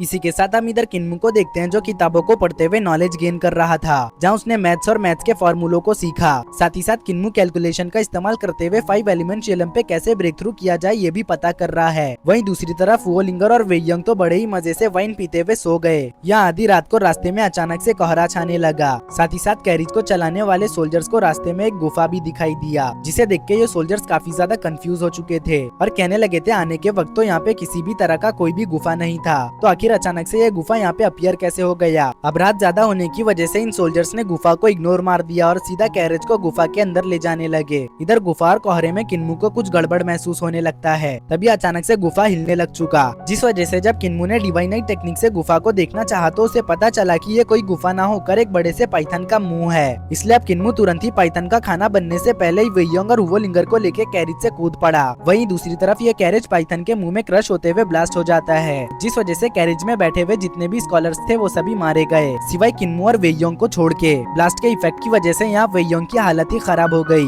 वहीं दूसरी तरफ हम एक बंदे को देखते हैं जो एक बांसुरी को बजा रहा था और ये पाइथन भी इसी बंदे का है। इधर इस बंदे को देखने के बाद किन्मू कहने लगा था अच्छा तो इन सब चीजों के पीछे इस बंदे का हाथ है। अब जब वेयंग ने इस बंदे को देखा तो वो यहाँ पे घबराते हुए कहने लगा कि ये तो ड्रैगन टेमिंग सेक्ट का young leader the notorious Long Xiaonan है। अभी उसका ये कहना ही था कि तभी लॉन्ग जियाओनन अपने पाइथन को कंट्रोल करते हुए यहाँ पे पिंक कलर का स्मोक फैलाने लगा, जिसे वेयंग पहचान चुका। इस वजह से वो कहने लगा कि ये तो पाइथन माइरियाज टेक्निक है, जिसको सूंघते ही हम यहाँ पे इल्यूजन में फंस जाएंगे। वेयंग का कहना बिल्कुल सही था, क्योंकि वेयंग और हुवोलिंगर यहाँ पे अचानक से बेहोश होने लग चुके। बट इन दोनों के बेहोश होने से पहले ही किन्मू इन दोनों को स्मोक से बाहर लेके आ चुका, जहाँ भी ये दोनों एक पत्थर के पीछे छुप गए। इधर वेयंग किन्मू से कहने लगा कि तुमने आज मेरी जान बचाई है। अभी उसका ये कहना ही था कि तभी किन्मू ड्रैगन टेमिंग सेक्ट के बारे में पूछने लगा। तो वेयंग बताता है कि ड्रैगन टेमिंग सेक्ट को इंपीरियल एडवाइजर ने जबरदस्ती फ्लेम नेशन का हिस्सा बना लिया था, लेकिन जैसे ही इन्हें पता चला होगा कि इंपीरियल एडवाइजर घायल हो चुके हैं तो इन लोगों ने बगावत कर दी होगी।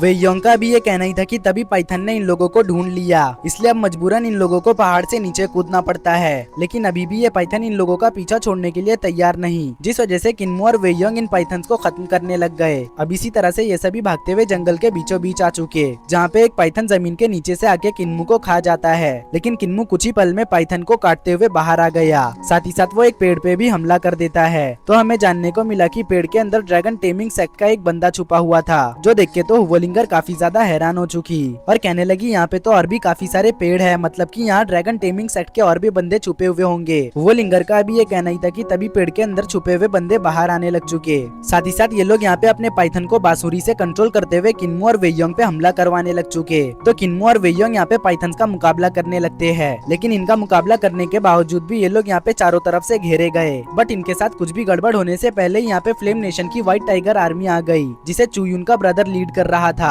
अब व्हाइट टाइगर आर्मी यहाँ पे ड्रैगन टेमिंग सेट के लोगों को चुन चुन के मारने लगी। ड्रैगन टेमिंग सेट का यंग लीडर ये देखते साथ ही दुम दबा के यहाँ से भाग जाता है और अपने साथियों को भी यहाँ से भागने का कहता है। चुयुन का ब्रदर किन्मू के टोकन को देखते हुए उससे सवाल करके पूछने लगा कि क्या तुम्हें मेरी सिस्टर ने रिकमेंड किया है? तो किन्मू कहता है कि हाँ, मुझे सीनियर चुयुन ने रिकमेंड किया है, बट फिलहाल के लिए मैं उनके लिए परेशान हूँ क्योंकि कॉप्स इमॉर्टल सेट से वो लड़ने गई थी। पता नहीं उन्होंने कॉप्स इमॉर्टल सेट को हराया होगा भी या फिर नहीं। तो चुयुन का ब्रदर जनरल यून कहता है कि तुम फिक्र मत करो, मेरी सिस्टर कॉप्स इमॉर्टल सेट को हरा चुकी है। अभी उसका ये कहना ही था कि तभी लिंगशुई यहाँ पे किन्मू को आवाज देने लगी। तो किन्मू लिंगशुई को देख के कहने लगा कि ये तो मोटू प्रिंसेस है, आखिर ये यहाँ पे क्या कर रही है? अब मोटू वर्ड सुनते ही लिंगशुई किन्मू पे गुस्सा करने लगती है। तो जनरल यून लिंगशुई को शांत कराने लग चुका। यहाँ जैसे ही वेयोंग को पता चला कि लिंगशुई 7th प्रिंसेस है, तो वो तुरंत ही लिंगशुई के सामने अपना माथा पीटते हुए कहने लगा, प्रिंसेस मेरे दोस्त को माफ कर दीजिए, वो नादान है। तो लिंगशुई कहने लगती है, मिस्टर योंग आपको यहाँ पे घबराने की कोई जरूरत नहीं, मैं किन्मू को पहले से ही जानती हूँ, इसके अलावा और कोई मुझे मोटू नहीं कह सकता।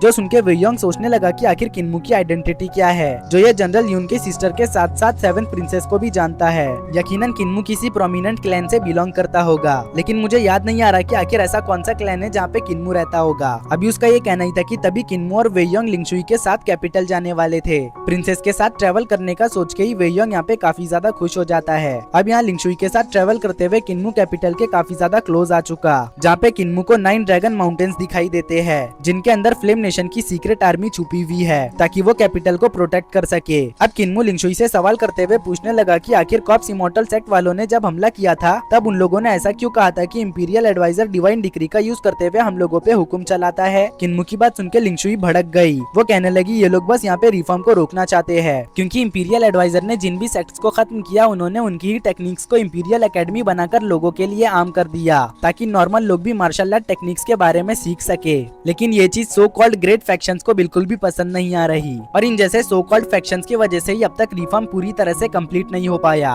और इसी वजह से इंपीरियल एडवाइजर ने अपना रुख डाजू कॉन्टिनेंट की तरफ मोड़ा था ताकि वो डाजू कॉन्टिनेंट में मौजूद डेटीज और डीमंस के टेक्निक्स को यूज करते हुए रिफॉर्म को सही मायने में मुकम्मल कर सके। और तुम लोगों पे ड्रैगन टेमिंग सेट ने जो अटैक किया था वो बस ये चेक करने के लिए किया था कि इंपीरियल एडवाइजर सचमुच में घायल हुआ है या फिर नहीं, ताकि जैसे ही उन लोगों को कंफर्मेशन मिल जाए कि इंपीरियल एडवाइजर बहुत ही बुरी तरह से घायल है तो वो इस मौके का फायदा उठा के हम पर फुल स्केल पे हमला कर सके।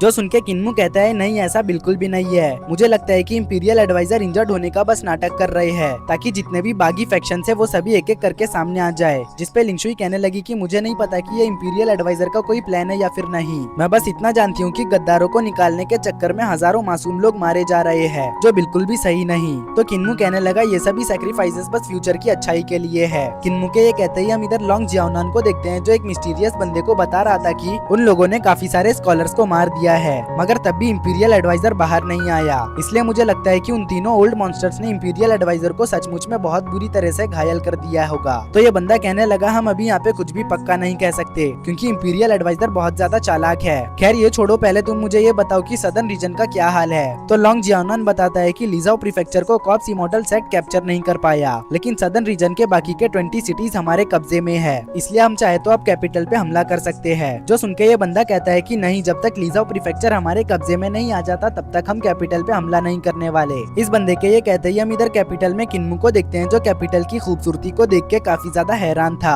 तभी वेयोंग उससे सवाल करते हुए पूछने लगा था क्या तुम मेरे साथ रहना चाहोगे, जिसपे किन्मू उसे कोई भी जवाब नहीं देता क्योंकि वो तो फू किंगयुन के पास जाने का सोच रहा है, लेकिन उसे पता नहीं कि कैपिटल में डांस हॉल किधर पे है, इसलिए वो इस बारे में अपने दोस्तों से सवाल करते हुए पूछने लगा। तो लिंगशुई किन्मू के मजे लेते हुए कहने लगी कि मुझे लगा नहीं था कि तुम्हें इन सब चीजों में भी इंटरेस्ट होगा, खैर तुम मजे करो, मैं तो जा रही हूँ। जाने से पहले लिंगशुई ने किन्मू को डांस हॉल का पता बता दिया था, लेकिन उसे उसका पता समझ नहीं आया, इसलिए वेयोंग किन्मू को बताता है कि तुम्हें डांस हॉल फ्लावर लेन में मिल जाएगा। अब बस तुम ये मत पूछना कि मुझे ये सब कैसे पता चला। जो कहते साथ ही वेयोंग तुरंत ही यहाँ से भाग जाता है। किन्मू को यहाँ वेयोंग और लिंगशुई का बिहेवियर जरा भी समझ नहीं आता, मगर फिर भी अब वो इन सब चीजों को इग्नोर मारते हुए सीधा डांस हॉल पहुँच गया, जहाँ पे वो डांस हॉल के दरवाजे को खटखटाते हुए कहता है कि मुझे फू किंगयुन से मिलना है। तो अंदर से कुछ लड़कियां किन्मू से सवाल करते हुए पूछने लगी कि आखिर तुम कौन हो। तो किन्मू उन्हें अपना नाम बताता है। किन्मू का नाम पता चलते ही अंदर से लड़कियों ने तुरंत ही सारी चीजें ठीक करते हुए जोरों शोरों से किन्मू का स्वागत करने लग गई। साथ ही साथ कुछ लड़कियां किन्मू को हैंडसम बोलते हुए उसके साथ फ्लर्ट करने लगती है। तभी यहाँ पे फू किंगयुन आ चुकी, जिसको देखते ही किन्मू काफी ज्यादा खुश हो चुका।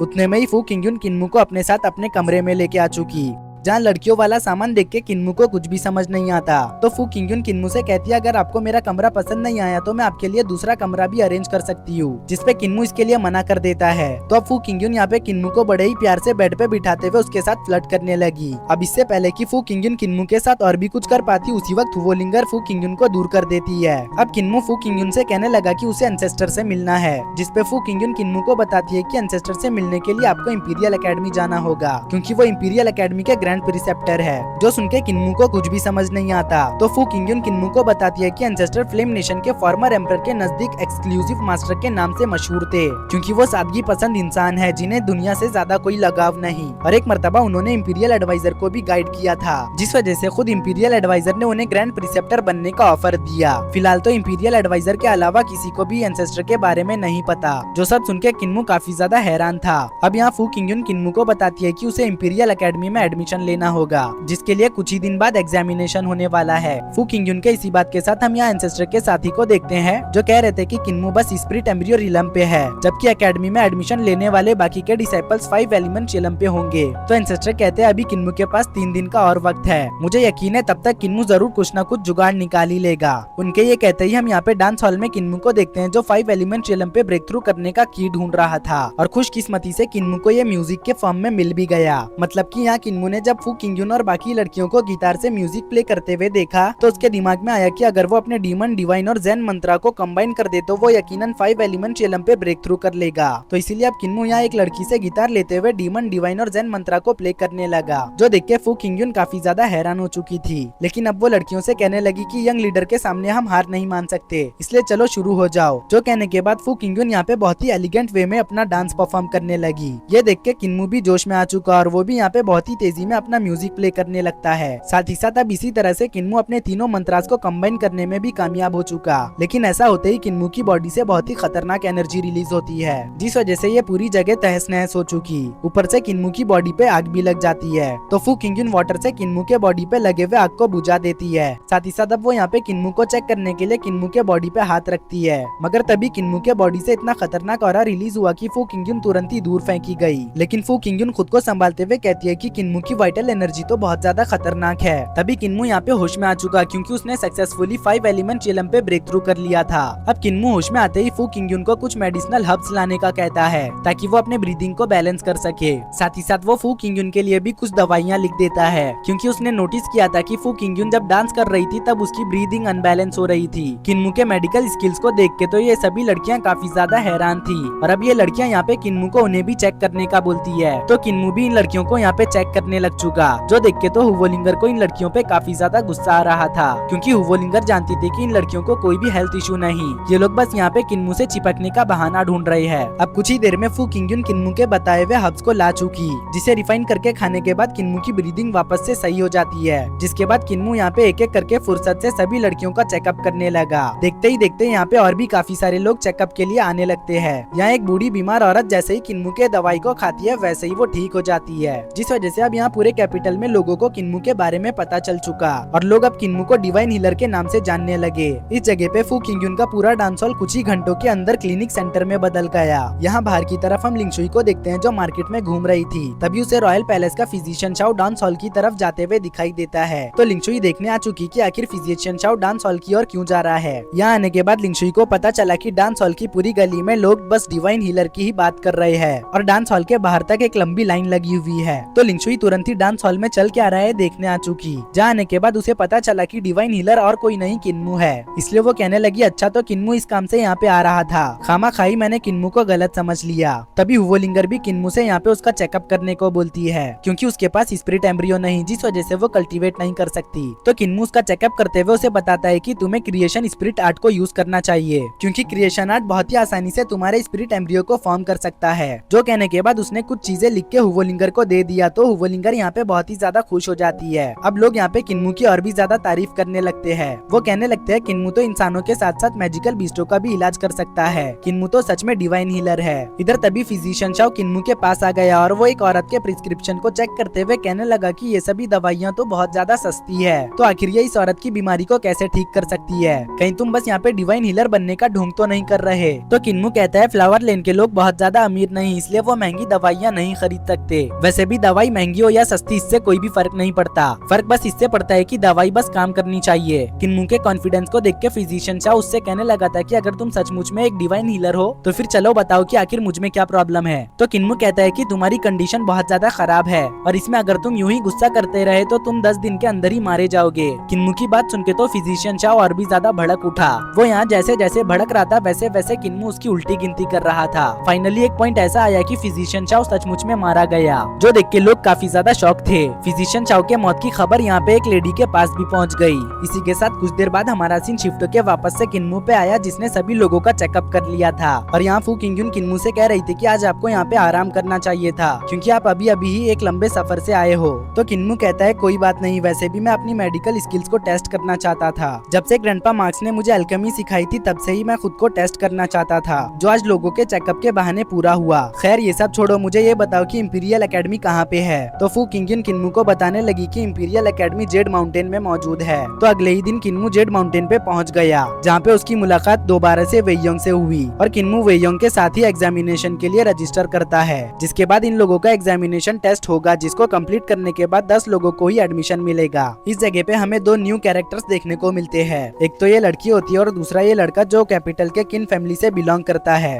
तभी इंस्ट्रक्टर इन लोगों से कहने लगता है तुम लोग टेस्ट तभी दे पाओगे जब तुम इस स्लिपरी वॉल को क्लाइम करोगे। जो सुनते ही एक डिसाइपल बड़े ही जोश में इस वॉल को क्लाइम करने चला गया, लेकिन वो फिसल के नीचे गिर जाता है। इसलिए किन फैमिली का बंदा आगे आते हुए इस वॉल को क्लाइम करने लगता है। साथ ही साथ ये बंदा यहाँ पे ड्रैगन पल का यूज कर रहा था वॉल को क्लाइम करने के लिए। ड्रैगन पल को किन्मू पहचान लेता है, लेकिन वो इस बंदे को नहीं जानता था। तो वेयोंग बताता है कि ये बंदा किन फैमिली से बिलोंग करता है और ये जनरल किन का छोटा भाई किन्यू है। जो सुनकर किन्मू समझ चुका था कि ये पल जनरल किन ने ही इसे दिया होगा। तभी वॉल को क्लाइम करने की बारी वेयोंग की आई। तो वेयोंग अपने स्वॉर्ड को ऊपर पेड़ में फंसाते हुए वाइटल थ्रेड को रस्सी की तरह यूज करते हुए वॉल को क्लाइम करने लगा। साथ ही साथ वो यहाँ पे किन्मू की भी मदद करना चाहता था, लेकिन किन्मू मदद लेने से इनकार करते हुए सीधा बुच्चर नाइफ से इस वॉल को क्लाइम कर लेता है। एंड में ये लड़की भी वॉल को क्लाइम कर चुकी। दोस्तों इस लड़की को आप लोग याद रखना, क्योंकि ये सीरीज की एक इम्पोर्टेंट कैरेक्टर होने वाली है। तभी ऊपर की तरफ किन्यू किन्मू से उसके ब्लेड टेक्निक के बारे में पूछने लगा। तो किन्मू से बताता है कि उसने ये ब्लेड टेक्निक ग्रैंडपा बुच्चर से सीखा है और ग्रैंडपा बुच्चर ने इसे खुद क्रिएट किया है। तभी किन्मू की नजर किन्यू के ब्रोकन स्वॉर्ड पे पड़ी। तो किन्यू किन्मू से पूछने लगा कि आखिर तुम मेरे स्वॉर्ड को इस तरह से क्यों देख रहे हो? जिसपे किन्मू कहता है कि शायद से वो इस स्वॉर्ड को जानता है। तो किन्यू मुंह टेढ़ा करते हुए कहने लगा कि हो ही नहीं सकता, क्योंकि ये स्वॉर्ड एक मिस्टीरियस जगह से आई है जिसके बारे में तुमने सुना भी नहीं होगा। दरअसल ये ब्रोकन स्वॉर्ड वही स्वॉर्ड है जिसे किन्मू ने ड्रैगन रिलीक में बेबी ड्रैगन के अंदर घुसा हुआ देखा था। तभी यहाँ पे एक एल्डर आते हुए इस जगह पे काफी सारे फैंटम डेटीज को समन कर लेते हैं और कहते हैं तुम लोगों को 10-10 के ग्रुप में फैंटम डेटीज से मुकाबला करना होगा और जो आखिरी तक यहाँ पे सरवाइव करेगा वो पहले टेस्ट को पास कर लेगा। जो सुनकर किन्मू सोचने लगा था कि ये फैंटम डेटीज सेलेस्टियल रियलम पे है, इसलिए इसका मुकाबला करके इसे हरा पाना तो बहुत ज्यादा मुश्किल है। लेकिन तभी किन्मू के चेहरे पे एक इविल मुस्कुराहट आ गई। उतने में ही 10-10 के ग्रुप में डिसाइपल्स को फैंटम डेटी से फाइट करने के लिए भेजा जाने लगा, जहाँ पे डिसाइपल्स फैंटम डेटी पे अटैक कर रहे थे और फैंटम डेटी डिसाइपल्स पर। लेकिन किन्मू तो यहाँ पे फैंटम डेटी पे अटैक न करके डिसाइपल्स पे ही हमला करके इन्हें एलिमिनेट करने लगता है, जिस वजह से एंड में किन्मू ही इस प्लेटफॉर्म पे अकेला बचता है। किन्मू की इस हरकत को देख के ये एल्डर तो काफी ज्यादा हैरान था। साथ ही साथ वो सोच रहा था कि ये लड़का तो बहुत ज्यादा दुष्ट है, जो ये जीतने के लिए अपने ही फेलो डिसाइपल्स पे हमला कर रहा है। खैर अब यहाँ पे पहले टेस्ट में एल्डर ने किन्मू को पास कर दिया था, क्योंकि ऐसा कोई भी रूल नहीं था कि जीतने के लिए आप अपने फेलो डिसाइपल्स पे हमला नहीं कर सकते। इधर किन्मू को इतनी जल्दी पास होता हुआ देख बाकी के डिसाइपल्स भी पास होने के लिए किन्मू के ही तरीके को यूज करने लगते हैं, जिस वजह से ये टेस्ट बहुत ही जल्द खत्म हो चुका। और दूसरा टेस्ट एक मॉन्क मास्टर लेने वाला था, जहाँ ये मॉन्क मास्टर डिसाइपल्स के माइंड को ज़ेन स्पेल चैंट करते हुए टेस्ट कर रहा था। जिनके भी मन में जरा सा भी बुरा या इविल थॉट था, उन्हें मॉन्क मास्टर के चैंटिंग से तकलीफ हो रही थी। इवन की बहुत सारे लोग यहाँ पे फेल भी हो गए, लेकिन किन्मू को मॉन्क मास्टर के चैंटिंग से जरा भी फर्क नहीं पड़ रहा है, क्योंकि वो अपने ज़ेन स्पेल से मॉन्क मास्टर के ज़ेन स्पेल को काउंटर कर ले रहा था। अब किन्मू को देखने के बाद मॉन्क मास्टर कहने लगा कि किन्मू तो प्योर माइंड वाला बंदा है, लेकिन इसके रेज्यूमे में पहले एल्डर ने ऐसा क्यों लिखा है कि ये दुष्ट बंदा है। खैर कुछ भी हो, किन्मू पे मेरे चैंटिंग का कोई भी असर नहीं हुआ, मतलब कि किन्मू प्योर बंदा है। किन्मू और बाकी के पास हुए डिसाइपल्स का रेज्यूमे आखिरी टेस्ट लेने वाले स्वॉर्ड मास्टर के पास पहुंच गया, जहाँ पे उसे पता चला कि बाहर तो 14 डिसाइपल्स खड़े हुए हैं, जबकि एडमिशन स्लॉट बस 10 लोगों का है, जिसमें से 3 स्लॉट तो पहले से ही रिजर्व है और इन 3 स्लॉट में से एक स्लॉट वेयोंग का है। तभी उसे उसकी अप्रेंटिस बताती है कि किन फैमिली का किन्यू भी एकेडमी में एडमिशन लेना चाहता है और बाकी के 6 ग्रेट फैमिलीज के भी यहाँ पे डिसाइपल्स आए हुए हैं। तो ये स्वॉर्ड मास्टर तुरंत ही अच्छे बैकग्राउंड वाले डिसाइपल्स को पहले ही पास करने का बंदोबस्त कर चुका, क्योंकि ये मास्टर नोबल फैमिलियों से पंगा नहीं लेना चाहता। वहीं जो बाकी के 4 बचे हुए डिसाइपल्स थे वो अपसेट होने वाले थे, जिनमें हमारा किन्मू भी शामिल है। यहाँ बाहर की तरफ वेयोंग किन्मू को सभी डिसाइपल्स के बारे में बता रहा था, जहाँ उसे पता चला कि इस लड़की का नाम सियून है। तो किन्मू इस लड़की से कहने लगा कि तुम्हारा सरनेम मेरे एक फैमिली मेंबर की तरह है। तो ये लड़की अजीब तरह से शर्माते हुए कहने लगी कि वो किन्मू को बहुत ज्यादा एडमायर करती है, जो सुन के तो वेयोंग किन्मू के मजे लेने लगा कि एक खूबसूरत लड़की किन्मू को एडमायर कर रही है। तभी स्वॉर्ड मास्टर की अप्रेंटिस आते हुए वेयोंग के साथ 2 और डिसाइपल्स को सीधा एम्परर के पास भेज देती है, क्योंकि ये तीनों का कोई भी एग्जाम नहीं होने वाला। जिसके बाद किन्मू और बाकी के डिसाइपल्स को स्वॉर्ड मास्टर के पास भेज दिया गया, जहाँ स्वॉर्ड मास्टर अपनी कल्टीवेशन 5 एलिमेंट चिलम पे करके वुडन स्वॉर्ड से 3 मूव परफॉर्म करेगा, जिसको अगर डिसाइपल्स काउंटर कर लेते हैं तो वो टेस्ट में पास हो जाएंगे। जो सब बताने के बाद स्वॉर्ड मास्टर लिंग्यून ने 2 डिसाइपल्स का टेस्ट लिया, मगर वो दोनों फेल हो गए। जिसके बाद किन्यू की बारी आई, लेकिन किन्यू वुडन स्वॉर्ड ना यूज करके अपने पास के ब्रोकन स्वॉर्ड को यूज करना चाहता है। तो मास्टर लिंग्यून ने भी किन्मू को इसकी इजाजत दे दी। दरअसल इस स्वॉर्ड में ड्रैगन की माइट थी जो लिंग्यून पे हमला कर रही है। ये सब किन्मू भी डिवाइन आई टेक्निक की मदद से देख पा रहा था। यहाँ मास्टर लिंग्यून किन्यू के टाइम पे होल्ड बैक करने लगता है, इसलिए किन्यू टेस्ट को पास कर चुका,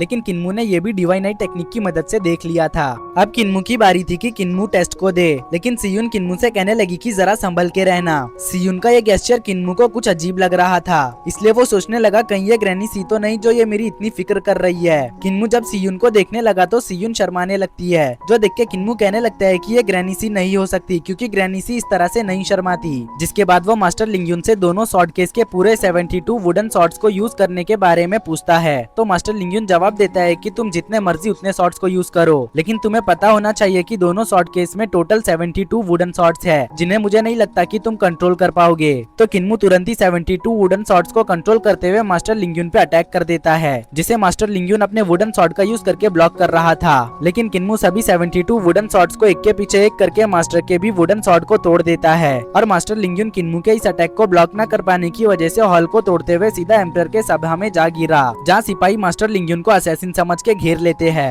एम्परर के साथ साथ यहाँ लिंगशुई एंसेस्टर, रॉयल ट्यूटर और जनरल किन भी मौजूद था। साथ ही साथ फ्लेम नेशन के सभी ऑफिशियल्स भी यहाँ पे मौजूद थे। अब तुरंत ही लिंग्यून एम्परर से माफी मांगने लगा, लेकिन वही एंसेस्टर एम्परर को बता रहे थे कि सुपरवाइजर लिंग्यून ने जूनियर किन्मू को अंडर एस्टिमेट किया, मगर इसमें सुपरवाइजर की भी कोई भी गलती नहीं, क्योंकि जूनियर किन्मू ने एक ही स्पॉट पे 72 वुडन स्वॉर्ड को हिट किया, इसलिए सुपरवाइजर लिंग्यून भी उसे रोक नहीं पाया। जो सुन के एम्परर यहाँ पे जोरों से हंसने लगता है और कहता है किन्मू को यहाँ पे बुलाया जाए। तो मास्टर लिंग्यून तुरंत ही किन्मू को एम्परर के सामने लाके खड़ा कर चुका, जहाँ किन्मू रॉयल ट्यूटर और लिंगशुई को भी देख पाता है। अब किन्मू सोचने लगा कि रॉयल ट्यूटर यहाँ पे यकीनन जरूर कुछ न कुछ उंगली करने की सोचेगा, इसलिए उसे यहाँ पे संभल के रहना पड़ेगा। तभी एम्परर के बगल में एंसेस्टर को भी किन्मू रिकॉग्नाइज कर लेता है। साथ ही साथ यहाँ वेयोंग भी मौजूद था। तभी एम्परर पूछने लगे, बच्चे क्या तुमने ही सुपरवाइजर लिंग्यून को नॉकडाउन किया? तो किन्मू कहता है हाँ। अब एम्परर पूछने लगे कि आखिर किन्मू तुम कहाँ से बिलोंग करते हो? तो लिंग्यून बताने लगा कि किन्मू लीजाओ प्रीफेक्चर के स्कॉलर पास का यूज करके यहाँ पे आया है। लेकिन तभी रॉयल ट्यूटर कहने जाने लगा कि नहीं, ये सच नहीं है, किन्मू डाजू कॉन्टिनेंट से बिलोंग करता है। मगर डाजू कॉन्टिनेंट का नाम लेने से पहले ही किन्मू ने बता दिया कि वो डाजू कॉन्टिनेंट का रहवासी है, जो सुनके तो यहाँ मौजूद सभी लोग काफी ज्यादा शॉक हो गए थे। तभी रॉयल ट्यूटर कहने लगा कि एम्परर किन्मू को सजा दी जानी चाहिए, क्योंकि किन्मू आउटकास्टर है। उतने में ही जनरल किन भी कहने लगा कि यहाँ किन्मू को अभी के अभी अरेस्ट करके सजा दी जानी चाहिए, क्योंकि किन्मू डीमन कल्ट के लोगों के साथ मिलकर हमारी आर्मी को ड्रैगन सिटी जाने से रोक रहा था। जो सुनके एम्परर किन्मू से सवाल करते हुए पूछने लगे, क्या तुम सच में डीमन कल्ट से हो? तो किन्मू जवाब देने से पहले एंसेस्टर को देखता है, जहाँ एंसेस्टर ने किन्मू को हाँ में इशारा किया। तो किन्मू तुरंत ही कह देता है कि हाँ, मैं डीमन कल्ट का डिसाइपल हूँ। तो अब इधर जनरल किन तुरंत ही किन्मू को अरेस्ट करने जाने लगा, लेकिन तभी एम्परर कहते हैं कि इससे कोई फर्क नहीं पड़ता कि किन्मू कौन है और कहाँ से आया है। अगर वो इंपीरियल एकेडमी को ज्वाइन करना चाहता है तो फिर उसे कोई भी नहीं रोकेगा, क्योंकि यहाँ जितने भी लोग हैं उनका कभी ना कभी किसी न किसी फैक्शन से कनेक्शन जरूर रहा है। प्लस नेशन के ज्यादातर ऑफिशियल्स डिमोनिक सेक्ट से बिलोंग करते हैं। वैसे भी जो एक मर्तबा मेरी जमीन पे कदम रख दे वो मेरा नागरिक है, जिसकी देखरेख करना मेरी यानी कि फ्लेम नेशन के एम्परर की जिम्मेदारी है। जो सुनके तो किन्मू काफी ज्यादा शॉक शॉक था। उसे लगा नहीं था कि एम्परर यहाँ पे कुछ ऐसा कहेंगे। तभी किन्मू सोचने लगा कहीं एम्परर ये सब बस उसे अपनी साइड करने के लिए तो नहीं कह रहे। अभी किन्मू का ये सोचना ही था कि तभी एक ऑफिशियल एम्परर से कहने लगा सभी फैक्शंस हमारे इंपीरियल एडवाइजर के खिलाफ है। वो यहाँ पे इंपीरियल एडवाइजर को मरवाने की प्लानिंग कर रहे हैं, जिसके लिए वो ग्राउंड लेवल पे भी काम कर रहे हैं। इसलिए उनका इस तरह से किन्मू पे यकीन करना ठीक नहीं होगा। तो एम्परर कहने लगते हैं जो लोग समझते हैं कि वो इंपीरियल एडवाइजर के खिलाफ है, असल में तो वो मेरे खिलाफ है। वो लोग इंपीरियल एडवाइजर के बहाने मुझे खत्म करना चाहते हैं ताकि इस दुनिया पे उन बेकार फैक्शंस की मर्जी चलती रहे। वो फैक्शंस बस यहाँ पे नेशन को अपना पपिट बनाना चाहते हैं, जैसे उन्होंने पहले नेशन को पपिट बनाकर रखा था। लेकिन अब मेरे रहते हुए मैं किसी को भी नेशन और रिफॉर्म को बर्बाद करने नहीं दूंगा। रिफॉर्म तो होकर ही रहेगा, फिर चाहे मुझे इसके लिए उन फैक्शंस को तबाह बर्बाद ही क्यों न करना पड़े। आज से सब लोग कान खोलकर सुन लो, जो कोई भी इंपीरियल एडवाइजर की बात नहीं सुनेगा मतलब कि वो मेरी बात नहीं सुन रहा। जो सुनते ही सभी ऑफिशियल तुरंत ही एम्परर के सामने झुक गए। तो एम्परर हंसते हुए कहने लगे कि तुम लोगों को घबराने की कोई जरूरत नहीं, मैं जरा बस भावनाओं में बह गया था, इसलिए अब तुम खड़े हो सकते हो। इतना सब कुछ हो जाने के बावजूद भी रॉयल ट्यूटर अभी तक भी किन्मू का पीछा नहीं छोड़ा।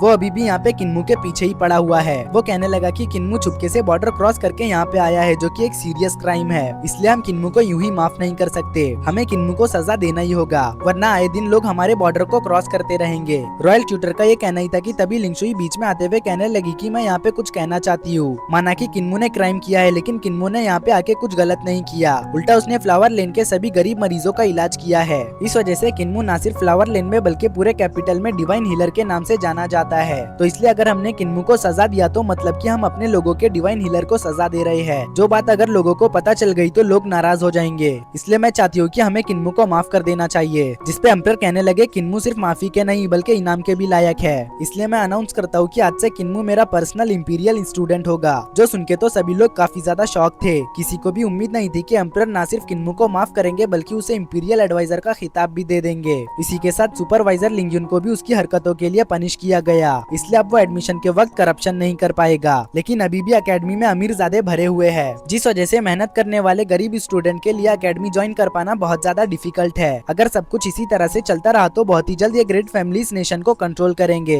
इसीलिए मुझे नहीं लगता है कि एम्परर और इंपीरियल एडवाइजर कभी भी अपने सपने को पूरा कर पाएंगे। ये सब कहते हुए किन्मू वेयोंग के साथ अपने रेसिडेंस में जाने लगा। लेकिन तभी कुछ लोग किन्मू को ढूंढते हुए यहाँ पे आ पहुँचे और पूछने लगे क्या तुम लोगों ने यहाँ पे आउटकास्टर को देखा? तो वेयोंग यहाँ पे मना करने लगा। तो किन्मू कहने लगता है सीनियर आप सभी बिल्कुल सही वक्त पे आए हो, मैं भी उस आउटकास्टर को ही सबक सिखाने जा रहा था। अगर चाहो तो आप लोग मेरे पीछे आ सकते हो, मैं उसे जानता हूँ। जो कहने के बाद किन्मू इन लोगों को दरवाजा बंद करके खूब पीटता है, लेकिन अभी भी इस बंदे की अकड़ नहीं गई। वो कहने लगा आउटकास्टर तूने मुझे मार के बिल्कुल भी अच्छा नहीं किया, तू जानता नहीं मैं कौन हूँ। जो सुन के किन्मू उसके मुँह पे उसका ही फैन मारते हुए कहता है अगर एक और मर्तबा तुमने मुझे आउटकास्टर कहा ना तो फिर अगली मर्तबा मैं तुम्हें देखते ही धोना शुरू कर दूंगा। जो कहने के बाद किन्मू और वेयोंग यहाँ से चले गए। इधर ये सब छुपके सीयून भी देख रही थी, जिसके दूसरे सीन में किन्मू एंसेस्टर से मिलने आ गया, जहाँ पे एंसेस्टर किन्मू से उसकी जर्नी कैसी रही पूछ रहे थे। तो किन्मू उन्हें बताता है कि फ्लेम नेशन बहुत ज्यादा डेवलप हो चुका है, यहाँ के लोग मिस्टिकल पावर का यूज करके अपनी जिंदगी को बेहतर बना रहे हैं। इन लोगों ने बहुत सारी नई चीजें भी क्रिएट की है जो फ्लेम नेशन को और भी ज्यादा ताकतवर बनाता है। तो एंसेस्टर कहने लगे मतलब कि हमारे लीडर का ये कहना है कि फ्लेम नेशन सभी सेक्टों से ज्यादा पावरफुल है। जिसपे किन्मू कहने लगा फ्लेम नेशन खुद में ही एक बहुत बड़ा सेक्ट है, अगर इसे दुनिया का सबसे बड़ा सेक्ट भी कहा जाए तो कोई हर्ज नहीं। जो सुन के एंसेस्टर कहने लगते हैं ये सब तो ठीक है, मगर इंपीरियल एडवाइजर बहुत बुरी तरह से घायल हो चुका है, इसलिए नेशन कब गिर जाए कोई खबर नहीं। तो किन्मू कहते हैं एंसेस्टर आप मेरे साथ मजाक कर रहे हैं ना, क्योंकि अगर इंपीरियल एडवाइजर सचमुच में घायल होता तो फिर मेडिसिनल शिप डिफेंसलेस क्यों होता, वहाँ पे तो मजबूत पहरेदारी होती ना।